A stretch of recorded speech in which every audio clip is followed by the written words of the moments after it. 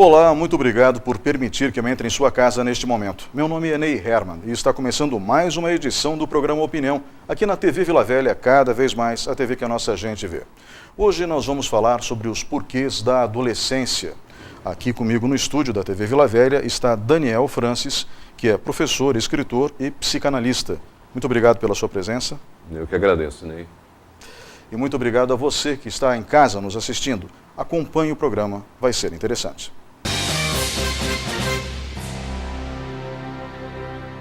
Programa Opinião. Apoio Supermercados Tozeto. Bem mais que um supermercado. Eletrocometa. Qualidade e experiência. Iniciativa Cartuchos. Tudo em informática, mas tudo mesmo. E procureimóvel.com.br. Olá, estamos de volta com o programa Opinião. Este é o segundo bloco. O tema de hoje, os porquês da adolescência. Comigo no estúdio, o professor, escritor e também psicanalista, Daniel Francis. Quando a gente fala de adolescência, a gente fala de uma fase complicada da vida. Só que vivemos também um momento complicado que envolve adolescentes. E eu me refiro a este momento em particular.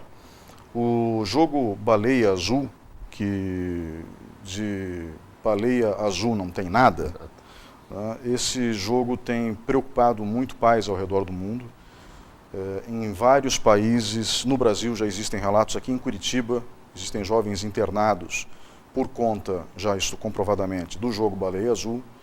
E nós vemos crianças, porque não deixam de ser crianças, né? Apenas um pouco mais velhas, mas são crianças, se suicidando na fase final do jogo. E eu gostaria primeiro que o senhor explicasse ao público de casa o que é o jogo Baleia Azul. Bom, o jogo surgiu, pelo que se pressupõe, na Rússia. Ele teria surgido mais ou menos há uns 2 anos atrás, como uma brincadeira, com alguns que não são nem chamados de tutores, são chamados de curadores. Acho que é um termo até que fica ambíguo, porque ele cura, eles não vão ter nada, eles vão ao contrário. E esse jogo acabou se espalhando pelo mundo. Na Rússia, pelo prognóstico que se tem, desde que o jogo começou, nós já temos mais ou menos 130 casos de suicídio lá. E de jovens, faixa etária 14, 15, 20, 21 anos. Há pouco tempo atrás foi preso um dos chamados curadores ou criadores até do jogo. O nome tem uma série de designações porque essas baleias, chamadas baleias azuis, elas meio que, entre aspas, cometem um suicídio em determinados momentos da sua vida se jogando para a costa do oceano. E isso faz com que elas morram, elas acabem morrendo ali. E acabou se transformando num nome que, como você disse, não tem nada a ver com o sentido literal, mas isso é uma forma subliminar até de induzir as pessoas a quererem conhecer mais o jogo. E o grande problema do jogo é entrar.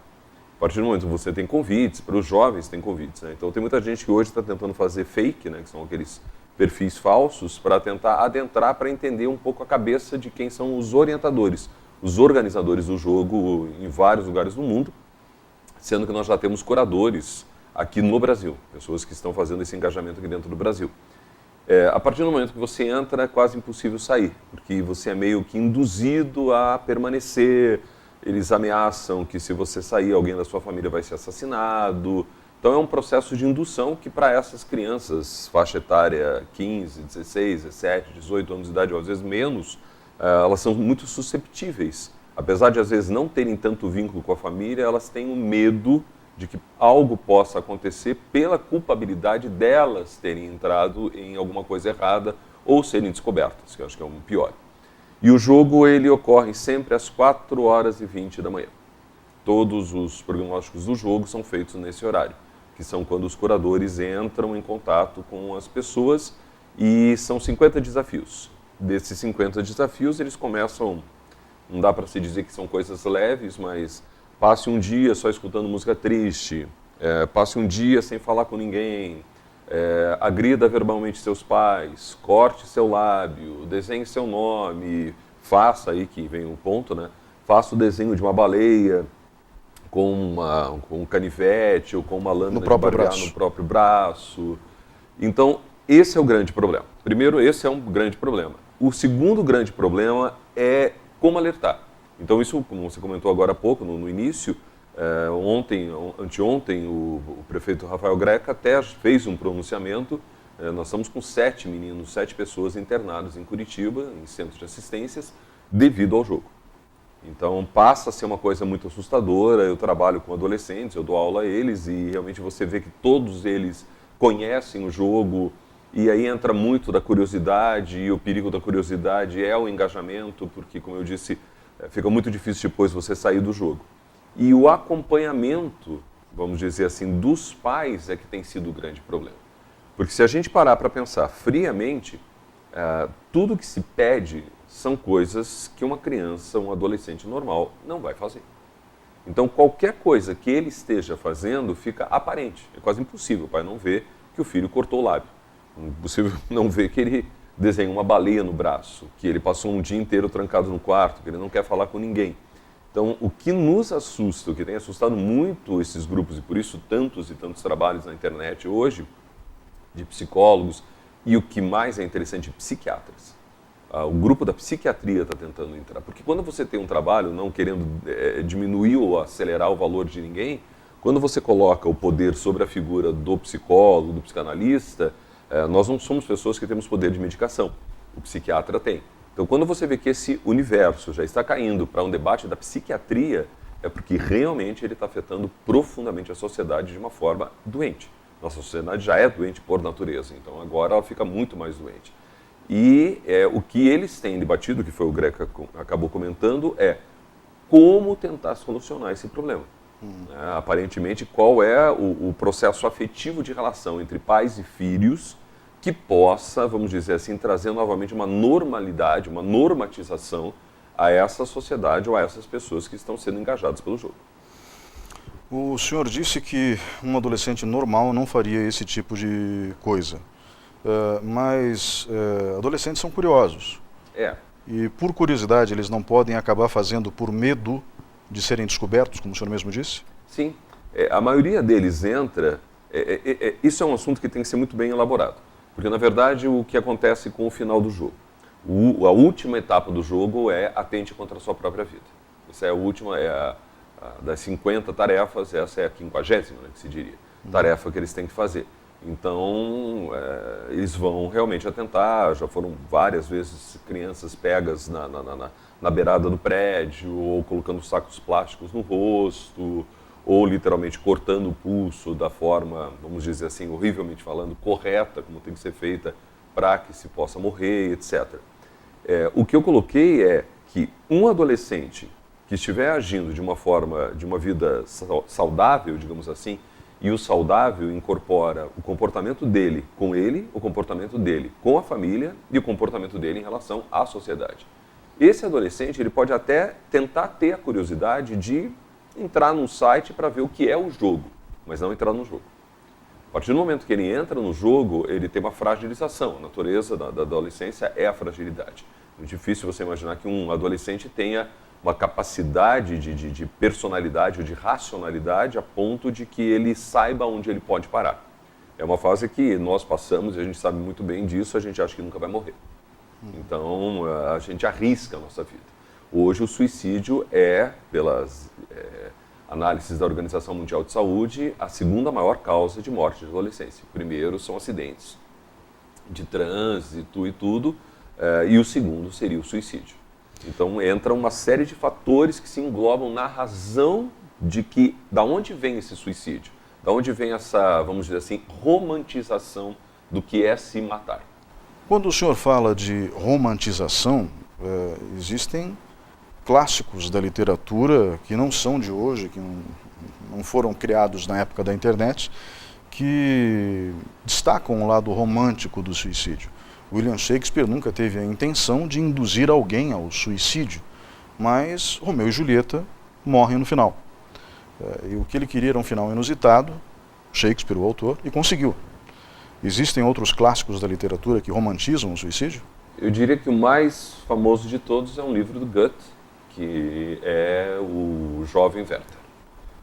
Quando o livro foi escrito, também não dá para se pressupor que a intenção de Goethe era que isso pudesse gerar o que gerou na época. A história é uma história romântica também, de um amor que não é correspondido, uma série de problemas, e o Werther comete o suicídio. Na época em que o livro foi lançado, houve uma onda avassaladora de suicídios na Europa. Foi uma coisa estonteante. Inclusive, foi um momento em que a própria imprensa teve que parar para fazer uma reflexão e não expor mais em obituários a palavra suicídio.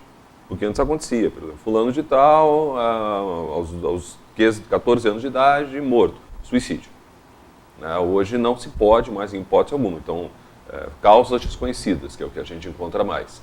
E essa romantização é muito perigosa, porque entra uma série de coisas que o adolescente tem muito forte com ele, que é como persuadir o outro. A persuasão dessa adolescência, ela vai muito para a vitimização, para a dramatização, e o jogo acaba entrando nisso. É um jogo que se pode acessar por WhatsApp, é um jogo que tem links no Facebook, então é um jogo que está aberto, não é um mundo fechado, que você tem que adentrar a Deep Web, aquela web proibida, etc. Não, ele está acessível a esses jogos. E aí é que entra o que para nós hoje tem sido a coisa mais, vamos dizer assim, assustadora. Como é que um pai não percebe? Como é que determinados pais não percebem? Porque, como eu disse, os sinais são claros. Eu acho quase impossível imaginar que eu não vou ver 50 dias seguidos que meu filho acorda às 4h20 da manhã. É quase impossível de imaginar. A sintomatologia que essa criança vai transmitir é muito grande. Então, o grande alerta, eu acho que o grande ponto de alerta é nem tanto o adolescente em relação ao jogo, mas é a função que os pais, eu diria claramente, Ney, tem que voltar a ter. Porque eles perderam ao longo desses últimos 20, 25 anos essa função de serem pais que se fazem respeitar. A gente não vê mais hoje pais que conseguem o respeito dos seus filhos. Nós vemos uma tirania do filho sobre o pai, um domínio impressionante que eles têm sobre o pai, a dizer claramente, eu quero isso agora, tá? Eu saio e volto a hora que eu quero, e que é o contrário. Se eu imaginasse isso, eu falando isso para minha mãe ou para o meu pai, eu tenho noção do tapa que eu levaria na cara. Mas hoje não pode mais bater, não pode mais isso, não mais aquilo. Mas se criou uma série de regalias nessa sociedade que, lamentavelmente, às vezes eu brinco, é um escambo. Os pais, eles não conseguem educar os filhos, eles compram os filhos. Se você fizer tal coisa, você ganha o celular. Se você não fizer, se você tiver notinha alta, eu te mando para a Disneyland. Né? E isso acaba fazendo esses meninos perderem os aspectos da ética, da moral. A própria sociedade com que ela está vivenciando hoje já demonstra claramente por que eu tenho que ser uma pessoa ética, por que eu tenho que ser uma pessoa moral, se tudo que eu vejo na televisão mostra que quem vence na vida são os amorais, são as pessoas sem éticas. Então esses meninos, eles perderam os grandes valores que a sociedade deveria impor a eles, e a família não consegue impor isso também. Então tudo isso leva eles para um universo obscuro. E o jogo é esse universo obscuro.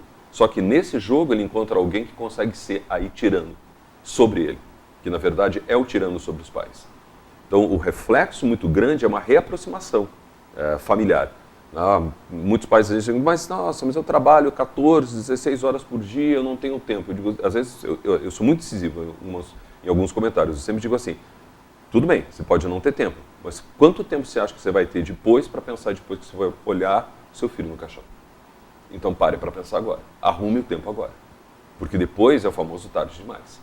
E nessa sintomatologia que nós estamos vendo, a possibilidade da progressão disso é muito grande e entra no que nós estávamos comentando, que eu acho que você vai engajar a conversa para esse lado, que é essa minissérie da Netflix, que acabou transformando isso numa coisa muito mais perigosa. 13 Reasons Why. Exatamente. As 13 razões do porquê. E eu gostaria de saber um pouco mais sobre a série. O senhor poderia relatar? Não dando, como os meninos ficam loucos, às vezes dizem, não tem spoiler, eu ainda vou assistir, não sei o quê. A série é uma série simples de ser imaginada dentro dos preceitos da adolescência. Ela vai trabalhar bullying, ela vai trabalhar coisas pesadíssimas como estupro e suicídio. Só que ela entra em determinados caráteres que, se a gente for analisar, tanto que na internet lá tem 13 razões para você assistir a série, 13 razões para você não assistir a série, porque ela orbita num fio de navalha muito grande. Por um lado, a Organização Mundial de Saúde proíbe terminantemente que se mostrem cenas de suicídio. A série mostra latentemente, latente, é assustadora a cena, inclusive. Cenas de estupro são cenas que devem ser comedidas, apesar de nós vemos isso em canais abertos, de formas grotescas, com médicos, se a gente imaginar esse jovem simpático que foi expulso de um programa agora há pouco tempo, do reality show, que simplesmente era um cirurgião plástico. Então, uma pessoa que é cirurgião plástico, se engajar a participar de um jogo de reality show e ter uma atitude de machismo, de violência perante a mulher, já é um absurdo. E a série, ela tramita por uma menina, que é a Hannah, que não é bem aceita dentro da escola, sofre bullying, aquelas coisas que, infelizmente, a gente acaba dizendo a palavra, são normais de acontecerem, como eu sofri, como provavelmente você sofreu, e que nós não conhecíamos nem a palavra bullying, né, que vem da bully, que seria forte, que seria valentão e tudo mais, que daí virou a ideia de que aquele mais poderoso deve ter força sobre mim, então ele me coage dentro das atitudes, ele me repreende pela forma que eu falo, pelo jeito que eu tenho, pelos trejeitos, etc, etc. E nessa série ela vai entrando numa espécie de parafuso, né, até chegar exatamente ao último momento, que é a morte. E o que ela faz, antes de morrer, é gravar 13 fitas, contando como cada um dos membros da escola agiu perante ela. Né, o que você fez, o que eu fiz, o que fulano fez, e ela deixa assim, um relato dizendo, olha, você tem culpa no meu suicídio, você também, você também, você também. Então, é por isso as 13 razões, né, da explanação da Hannah. Só que, por um lado, se a gente analisar, ela é uma romantização, porque ela consegue tirar a culpabilidade dela se suicidar, né, e jogar essa culpabilidade para todos da escola, inclusive a própria direção da escola, né, que é o que vai ser traçado em uma das fitas. Então, até que ponto realmente, esses são os grandes porquês, ela realmente cometeu o suicídio por razões claras de ser afrontada pelo estupro, pela força do machismo, ou se aquilo foi um ato de, a partir do momento que eu desaparecer, vocês nunca mais tirarão a minha figura da cabeça de vocês. E que se eu permanecer viva, daqui a 1 ano ou 2 anos, vocês não lembram que eu existo. Então a minha morte, ela se transformará numa forma eternizada de vocês sentirem culpa. Então há muitas coisas perigosas, porque aí uma pessoa, um jovem despreparado, ele vai dizer, nossa, então eu encontrei uma maneira de que nunca mais as pessoas esqueçam que eu existo. Não existindo mais. Infelizmente existem exemplos na história de suicídios que realmente marcaram o personagem para sempre. Né? E, às vezes, estranhamente, de maneira heróica. Foi o que aconteceu com Getúlio Vargas, sim, quando ele se suicidou, né? Um tiro que entrou para a história. Então, Robin Williams também tornou uma depressão profunda até chegar ao suicídio. Então, essas pessoas reais que cometem suicídio e entram para a história, elas reforçam um pouco essa ideia latente da romantização do suicídio ou do suicídio como punição para os outros e não para ele. Né? O que, sinceramente, do ponto de vista racional, incompreensível. Porque para que eu puna alguém, eu vou estar morrendo. Então isso não tem lógica aparente. Mas tem uma lógica na cabeça de quem está se matando. Sim. Não é isso? Existe um sociólogo, entre os vários que estudam isso, que é Durkheim. Emile Durkheim, ele escreve sobre o suicídio, é um livro dele, O Suicídio. E ele coloca que existem 3 grandes modelos de suicídio dentro da sociedade, que seria o altruísta, que é um suicídio mais heróico, um suicídio que ele chama de egoísta e um suicídio que ele chama de anômico. Bem breve, assim, para ficar claro para quem está nos ouvindo nesse momento, o altruísta eu sempre dou como exemplo aquela coisa do kamikaze. Né? Eu morro em nome da minha pátria, eu morro em nome da minha causa, da minha sociedade, então heroicamente eu entrego a minha vida por uma razão extremamente forte que eu acredito que vale a pena morrer por isso. O suicídio egoísta é uma coisa muito endêmica, ele é aquela figura que se julga acima da sociedade, é aquela prepotência que brincava-se com Nero, que isso não aconteceu na verdade, mas que falava, né, que grande figura o mundo estará perdendo no dia que eu morrer e tudo mais, que seria aquele que se julga tão grande perante a sociedade que a sociedade não merece que ele continue existindo, porque a sociedade é vil perante ele. E o que se enquadra nesses casos é o anômico, que eu brinco muito quando eu explico para os meus alunos, que eu digo assim, o que é, a palavra é muito complicada, anômico. Eu brinco, pensem em anemia. Anemia é falta de vitaminas. Então pense em anomia, que é falta de regra.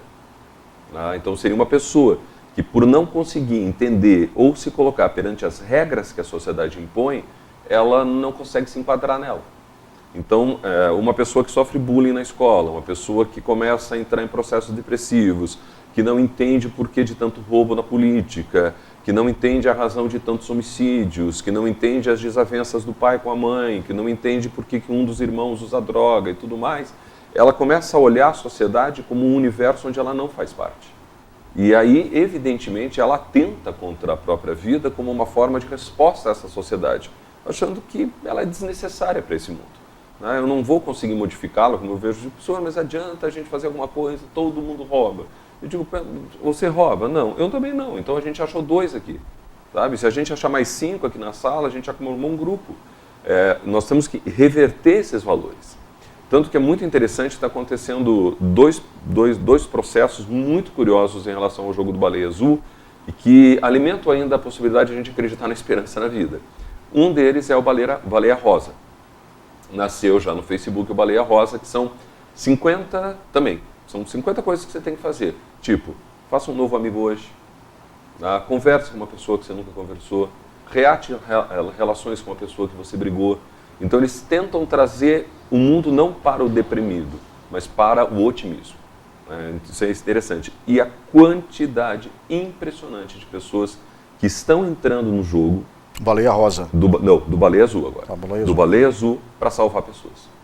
Porque o que eles fazem? Eles conseguem entrar, e aí logicamente esse menino chega até eles, e diz, qual é a tarefa de hoje? Daí ele diz, a tarefa de hoje é você se salvar. Mas como assim?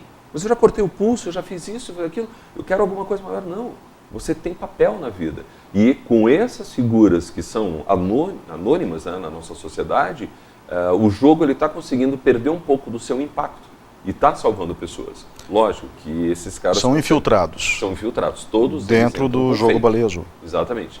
Eles entram dentro de um processo de fake dentro do jogo, de se disfarçarem, criam perfis falsos, porque...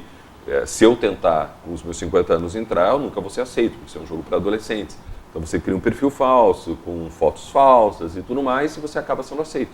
E ali você consegue, vamos dizer assim, retirar essas pessoas. Se a gente brincar friamente, o Baleia Azul é um Estado Islâmico. É quase uma ideia de um Estado Islâmico, arregimentar pessoas para a morte. O Estado Islâmico faz isso dentro das suas ações terroristas e o Baleia Azul faz isso dentro de um universo tecnológico do cyberespaço, do bullying, do cyberbullying, que é muito forte hoje. Porque eu sofri um bullying na escola, que era um bullying de 1 hora, 2 horas, que não poderia se perpetuar fora dali porque ninguém tinha contato. Hoje o bullying se espalha. Uma fotografia que eu tirei sua em um momento descontraído, em uma festa, destrói a tua carreira. E até a gente reerguer esses ideais de que aquilo foi um excesso cometido entre os meus, que deveria permanecer ali entre os meus e não ser divulgado, acaba quase que impossibilitando que você se reerga, que você se recoloque dentro do mercado depois. E a gente já viu isso centenas de vezes, escolas em São Paulo, onde os donos foram acusados de pedofilia e 20 anos depois as crianças disseram, não, a gente brincou. Nunca houve aquilo. Só que nisso um dos donos já está em depressão profunda, a escola afundou, perderam todo o dinheiro que possuíam. Quer dizer, a falta de noção do poder que nós temos de induzir a destruição do próximo. E o jogo é exatamente isso, ele tem esse poder. E aí você quer saber que gosto isso tem. E na hora de saber que gosto isso tem, você faz com que não apenas você, mas todos acabem sentindo o sabor do fel, porque é impossível que tenha outro sabor. Senhor Daniel Francis, obrigado pela participação nesse bloco. Nós vamos agora para um breve intervalo e voltamos em instantes.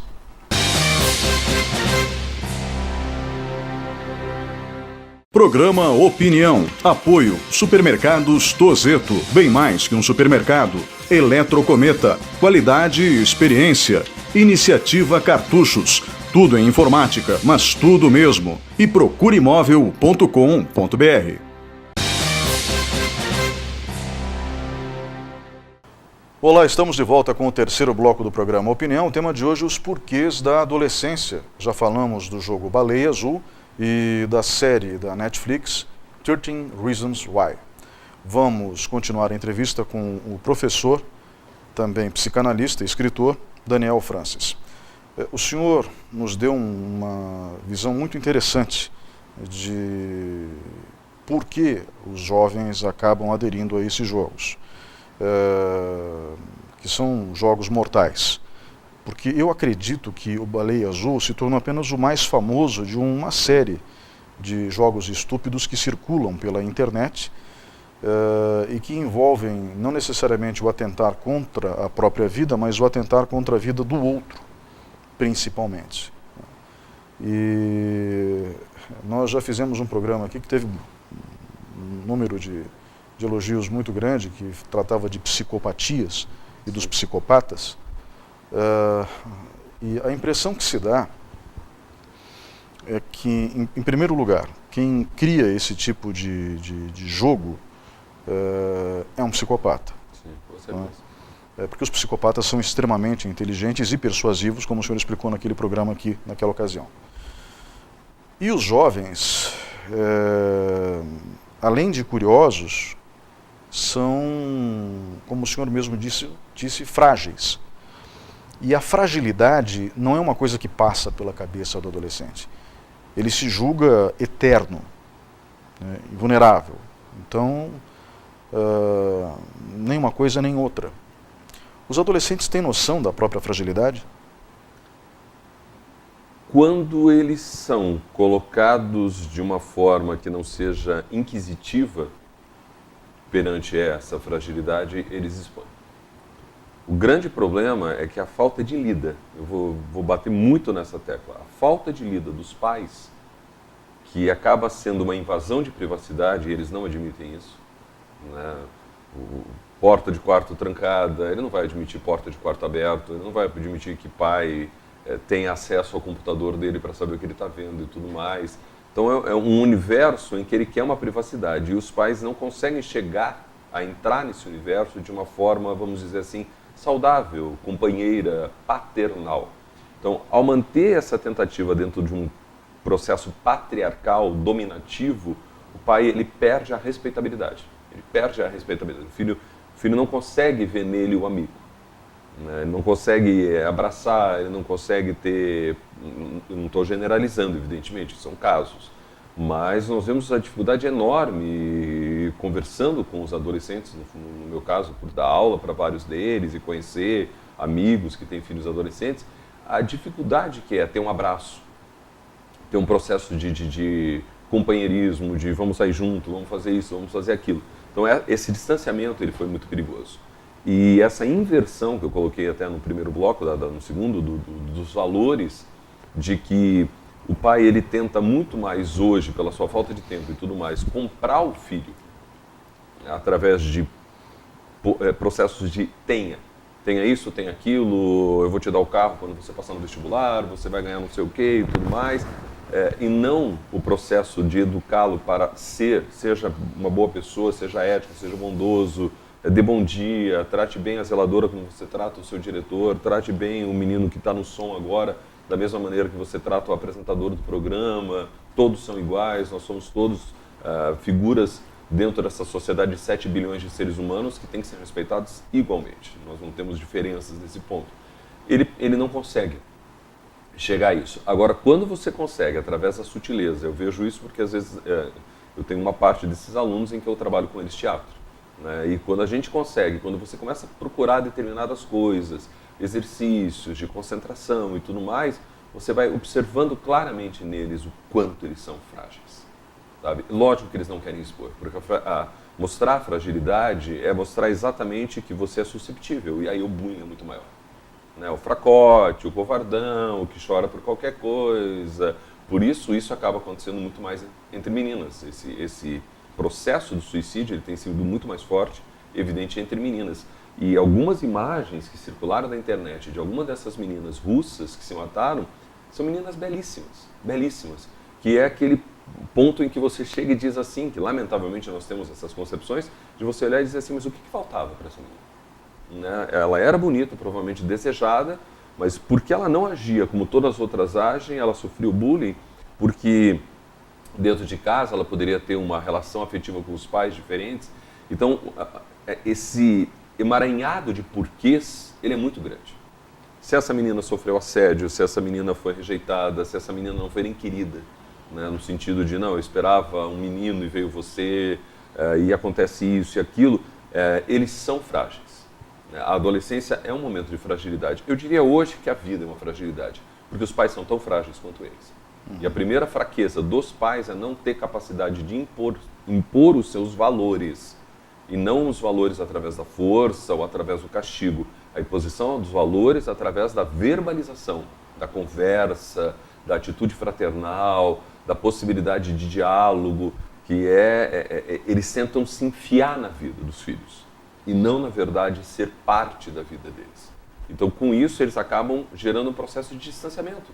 Chega uma hora que a criança diz, não, eu não vou abrir para o meu pai, não vou poder falar tal coisa. Então, um monte de coisas orbitam sobre esse, vamos dizer assim, universo extraordinariamente perigoso que é ser adolescente. Nós passamos por uma adolescência, eu, você, que nós tínhamos valores muito maiores. Esses dias eu estava conversando com alguns professores, vamos fazer um trabalho de escola. Você tinha que procurar enciclopédia. Você tinha que ler 5, 6 enciclopédias para ter a base do trabalho. Você tinha que ter o prazer de conseguir fazer uma espécie assim de resumo, sinopse de cada uma daquelas enciclopédias para escrever o seu trabalho. Hoje é simplesmente um Ctrl+C, Ctrl+V. Então, esse mundo onde você tem tudo na mão, ele é muito perigoso. Quando a gente fala disso, a gente fala de todo um processo tecnológico que aconteceu ao longo dos últimos 100 anos, vamos colocar assim, em que a vida ficou mais confortável. Nós ainda temos lugares no mundo em que você vai do século XXI ao século XIX no intervalo de 2 quadras, por conta da miséria, em que muitos países estão atolados, e o Brasil é um deles. No caso da tecnologia, nós temos uma vida muito mais confortável. Basta que as pessoas se perguntem, eu vivo sem geladeira? Mas um pouquinho antes, eu vivo sem energia elétrica? Será que eu consigo viver sem energia elétrica? Porque a expectativa de vida, até uns 200 anos atrás, se eu não me engano, era de 35, 45 anos no máximo. A maioria das pessoas morria nessa faixa etária. Então, chegava ali pelos 13, 15 anos, 17 anos no máximo, os jovens, as moças e os rapazes estavam casados e já procriando. Quanto mais filhos tivessem, melhor para poder ajudar nos trabalhos da casa ou da fazenda, enfim. E essa realidade, obviamente, foi modificada, mas de maneira muito lenta num determinado aspecto, pelo que eu posso notar. Ainda se espera muito do adolescente que não finalizou o seu processo de formação, como se nós estivéssemos naquela época. E, ao mesmo tempo, as facilidades meio que corromperam a necessidade de ser bom, porque era através do ser bom que você obtinha bons resultados. Hoje você não precisa mais disso. É tudo, como o senhor mesmo disse, muito fácil. Esse descompasso histórico entre a exigência de um lado, as facilidades do outro, tem gerado confusão para os adolescentes? Sim. Vamos tentar pontuar isso. Se a gente for pensar nesse lado da facilidade, hoje para tudo se dá um jeito. Tudo se resolve de uma maneira firme. É impressionante o poder que esses jovens têm, não lembro da minha época de alguém que tinha isso, de persuasão. Eles são extremamente persuasivos. Eles conseguem, eu acho que brincando, eles conseguem dar uma punhalada e ainda estar com a faca na mão e garantir que não foram eles que fizeram aquilo. E eles têm uma capacidade, isso não beira a nada da psicopatia nem nada, mas é uma capacidade exatamente de mentir, omitir e exatamente com isso fugir, né, das responsabilidades de que ele deveria ter. No meu tempo a gente chamava isso de cara de pau, né? Mas, exatamente. Só que hoje tudo foi romantizado até pelas terminologias pedagógicas, humanitárias, psiquiátricas, e aí nascem essas palavras bonitas, bullying e tudo mais, que acaba se criando. Que, não, como você mesmo falou, são só novas terminologias. Por outro lado, ele chega cada vez mais despreparado para esse mundo que seria o mundo de inserir-se no trabalho. É o que eu vejo. E a sociedade espera que ele esteja preparado. Não está. Não tá. E daí eu não me refiro nem ao jovem de 15, 17, que eu falei no meu comentário anterior, mas o jovem de 22, 25, que concluiu a faculdade, fez pós-graduação, já tem mestrado e vai para o mercado de trabalho, não sabe arrumar a cama, né, não sabe preparar a sua própria refeição, limpar a casa é algo que ele não imagina, ele não concebe. E não é nem que não queira, às vezes, ele não sabe fazer. Não sabe. Eu conheci pessoas na casa dos 20 anos que não sabiam cortar a unha do pé. E eu sei que parece ridículo isso, mas é porque a mãe sempre fazia. Então, é surpreendente como a gente olha esses jovens que têm acesso a tanta informação. Nós nunca tivemos isso na nossa época, não havia essa facilidade de fluxo de informação que nós temos hoje. E, ao mesmo tempo, como eles são despreparados. O senhor disse que os pais compram, mas os pais também mimam demais? Sim. O mimar é o grande erro. Se a gente pegar, por exemplo, esses últimos episódios relacionados, entre aspas, a isso, porque aí a gente está analisando, por exemplo, a Lei Azul, o caso da série e tudo mais, mas aí a gente entra num passo seguinte, que seria esse adolescente já formado saindo da universidade. As imagens que circularam pelo Facebook dos jovens formando em medicina, que vão ser ginecologistas, baixando a calça e fazendo sinais obscenos. Isso no dia em que eles estavam batendo as fotos de formatura.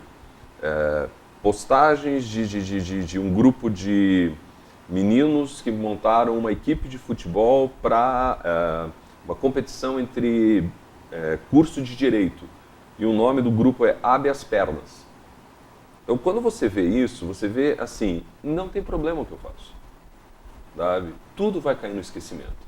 Porque aí entra, eu uso muito essa visão de que para eles o mundo é uma tela, teclado de computador. Deu problema? Delete. Mas não era bem isso, então Ctrl+C, Ctrl+V. Sabe? Eu não estou mais querendo falar com você hoje, eu desligo meu WhatsApp. Nós nunca faremos isso. Eu não consigo imaginar nós desligando o telefone na cara de uma outra pessoa. Eu não consigo imaginar. Nós queremos um mundo de pessoas com ódio, de pessoas que não sabem ouvir não, de pais que não sabem se impor, né? de perversidade, sejam elas humanas. Evidente que a tecnologia expôs muito elas, né? Não é que no nosso mundo não existiam elas Sim. existiam, só que elas não tinham tanto poder de exposição como tem agora. A corrupção não nasceu nesse governo e nem no passado, a corrupção está endêmica desde Getúlio, muito mais acentuada em Juscelino e dali para frente, mas agora ela vem exposta. Ela está no prato que nós estamos comendo. E nós deglutimos ela como se fosse natural, não tivesse problema nenhum. Amanhã tudo passa.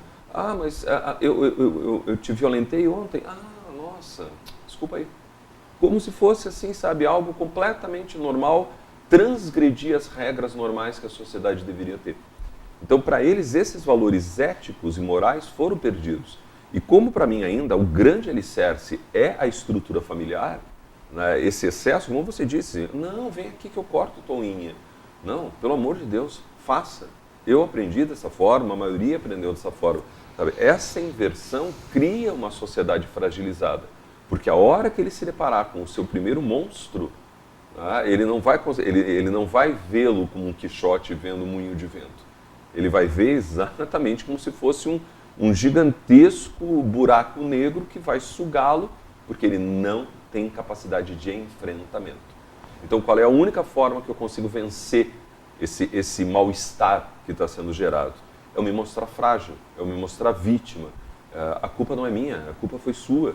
A culpa foi da televisão, a culpa foi do Facebook. Como você falou, nós temos... Nossa, dá para ficar hoje dentro de uma internet vendo 60 milhões de coisas. Você pode fazer tour por todos os museus do mundo. E se gastam horas e horas vendo Facebook, vendo. Agora vamos para brincar disso. 7 verdades e uma mentira. Agora fale o que você comeu. Agora isso. Poste foto do que você almoçou. Poste foto do que você jantou. É uma sociedade que se superficializou. né? Aquilo que Humberto Eco disse, acho que uma vez eu até comentei, quando perguntaram a ele o que era o Facebook, ele disse: a voz dos imbecis. O Facebook deu voz a um grupo de pessoas que não poderia falar, que pergunta: ei, vocês acham que eu devo ir na festa amanhã? Ei, vocês acham que eu gosto disso? Sabe? Essas crianças não conseguem mais se impor com a autossuficiência. Elas necessitam do outro, mas elas não sabem procurar o outro ao vivo. Elas não conseguem fazer isso olho no olho. Elas precisam de uma ferramenta que, se por um acaso você disser aquilo que ela não quer ouvir, ela te tira. Eu te bloqueio no WhatsApp, eu te deleto no meu Facebook e a vida prossegue. E aquele episódio da festa de ontem, onde todo mundo bebeu e lamentavelmente abusamos daquela menina, né, vamos esquecer, porque tudo se esquece. Se esquece os que se matam, se esquece os que se vivem. Pois é. Em 1989, o Aqui Agora, do SBT, que era um telejornal que existia no Sistema Brasileiro de Televisão, Boris Casoy, se eu não me engano, era o apresentador, mostrou ao vivo uma moça se suicidando. E houve uma polêmica no curso de jornalismo na época que se a câmera não estivesse ali, ela teria pulado ou não. Eu sou partidário da seguinte ideia: não. Pelo menos a probabilidade dela pular seria menor. Porque até onde eu saiba, um suicida que pula de um prédio, ele quer chamar a atenção. Muitos suicidas, nós já falamos isso, querem chamar a atenção, querem punir os outros através da própria morte. E é o que aquela jovem provavelmente queria fazer. Quando ela viu a câmera, ela viu na câmera a possibilidade de registrar, eternizar o ato dela. E eu estou mencionando isso porque com os celulares de hoje nós podemos flagrar tudo. Então os adolescentes filmam eles mesmos depredando carros da polícia, filmam eles mesmos agredindo outros colegas na escola, postam isso no YouTube. Teve um caso interessante de um adolescente, um ladrão, dizendo que ia aterrorizar uma determinada região, e depois aparece ele dentro do camburão, bem manso, bem tranquilo, bem submisso, né? E não há quem não diga bem feito. A tecnologia acabou despertando esse lado perverso de um exibicionismo? Do exibicionismo, sim. Eu creio que o lado perverso nós temos desde Adão e Eva. Né? Eu acho que a serpente já estaria envolta nessa possibilidade da perversidade. Né? Tem um trabalho muito belo de psicanálise que diz que a única diferença entre nós, e eu falo muito isso para os meus alunos, a única diferença entre nós e o psicopata é bem simples. Todos nós pensamos, ele executa. Mas a gente pensa. Eu brinco com eles, eu digo assim: raciocine o que vocês já pensaram no seu quarto à noite. Quantas pessoas vocês já mataram? Quantas pessoas vocês já destruíram, ou patrimônios vocês dilapidaram, ou mostraram que aquele valentão da escola você podia bater e tudo mais? Qual é a diferença? Você não vai fazer. Tem um vídeo que eu passo para eles que tem uma cena exatamente disso, de suicídio, que é muito curiosa. A menina está no alto do prédio, é um desenho animado, mas é muito bem feito. E ela se joga e aí você vê centenas de pessoas que daí eu trato a anomia, né, que estão ali com o celular, filmam, batem e vão embora. Né, o corpo fica. Provavelmente uma pessoa ou duas pessoas vão ficar ali observando aquela cena e se indagando do porquê. A grande questão dessa conversa de hoje. O restante, ela vai seguir sua vida, porque ele sabe que amanhã vai ter outro. Então, lamentavelmente, é aquilo que o Andy Warhol dizia, só que invertido. Todos nós, na vida, teremos 15 minutos de fama. Não pode ser que dentro desse prognóstico do suicídio, o chamar a atenção. Eu vejo muito isso. Ei, pai, mãe, vocês não estão vendo? Eu estou chamando a atenção de vocês. Meu lábio está cortado e eu estou sangrando para ver se vocês entendem que vocês têm um filho em casa. Que vocês deveriam estar atentos a essa criança que tanto precisa de vocês. Então, é retomar determinados valores que nós estamos perdendo ano a ano, momento a momento, por uma mídia perversa, por uma sociedade perversa que nos transformou em pessoas frias. Podemos dizer que boa parte desse comportamento, então, é gerado pela falta de referência. Falta de referência. Falta de olhar aquela coisa que o Cazuza dizia: meus heróis morreram. Não vamos dizer de overdose, mas os grandes heróis morreram. É aquela coisa de você olhar e dizer, em quem acreditar, em quem seguir, a quem eu devo seguir hoje? Quem é o político que me representa? Quem é a pessoa da comunidade pontagrossense que eu posso aceitar como meu representante, como ser humano, não como político, não como nada? Em que lugar eu vou? As próprias religiões estão tomadas por pessoas que dilapidam a fé. Elas não proliferam a fé, elas dilapidam a fé. Então, quando você vê isso, você vê um monte de gente sem norte. Eu tenho que ir em tal lugar porque todos estarão lá. Eu não tenho que ir em tal lugar porque eu estarei bem. É como é que eu estarei amanhã quando me perguntarem por que eu não fui. E eu disser, não, eu não fui porque eu não curto.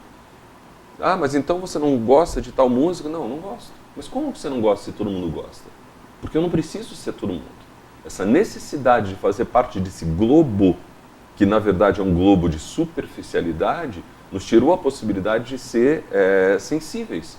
Eu vou dar um exemplo assim, gritante, mas curioso. A Bela e a Fera.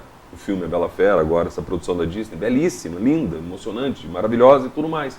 Mas raríssimos desses jovens vão conhecer a versão francesa da Bela e a Fera, que é de 2014, que é a verdadeira história, porque essa da Disney é a falsa, não existe aquela história, é outra. Como não existe Bela Adormecida na história normal, porque as histórias infantis, na verdade, foram criadas na Idade Média e todas são perversas, são extremamente violentas, né, extremamente sanguinárias, foram transformadas em coisas idílicas pela burguesia.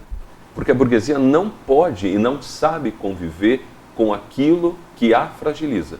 Então ela afasta o louco, ela afasta o velho, vamos colocar os velhos nos hospícios, vamos colocar os loucos nos hospícios, os velhos nos asilos, e vamos tirar do nosso visual, da nossa retina, a imagem daquilo que nós criamos, que é o disparate social. E vamos viver a nossa vida tranquilamente. Se der algum problema, você vai para a Disney, fica feliz, volta louco de contente, com milhões de presentes e pronto. Eu te comprei. Eu comprei a sua felicidade naquele momento. Então não tenho o que você reclamar. Senhor Daniel Francis, obrigado pela participação nesse bloco. Nós voltamos em instantes com o programa Opinião.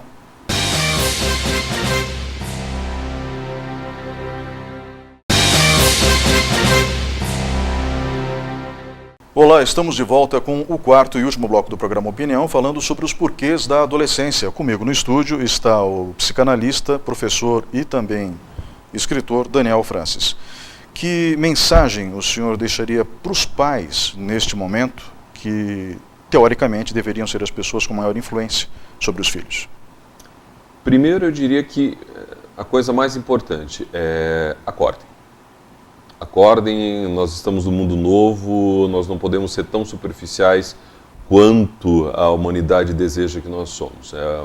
Existe um poeta árabe chamado Gibran, que ele diz uma frase que eu gosto muito de falar, que ele diz claramente que os pais são o arco e os filhos são a flecha. E que a função dos pais é atirar os filhos ao mundo. Eu acho que o que está faltando para a maioria dos pais hoje é saber, tudo bem, eu vou atirar a flecha, mas em que alvo eu quero acertar?